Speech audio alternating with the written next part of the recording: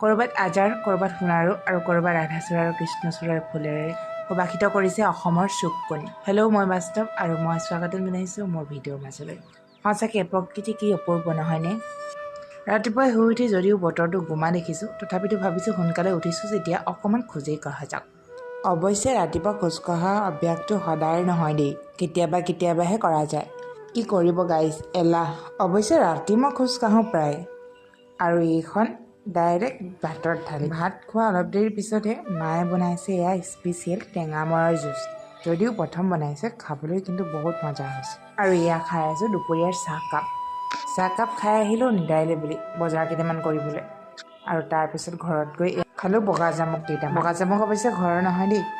আৰু এয়া ৰাতি মই বনাইছোঁ ভাজি। আজি বনাইছোঁ তিয়ঁহ, আলুগুটি আৰু ভেন্দি ভাজি। আৰু এয়া বনাইছোঁ চাটনিখন, টেঙেচি আৰু বিলাহী চাটনি। খাবলৈ অৱশ্যে বহুত টেষ্টি হৈছিল চাটনিখন।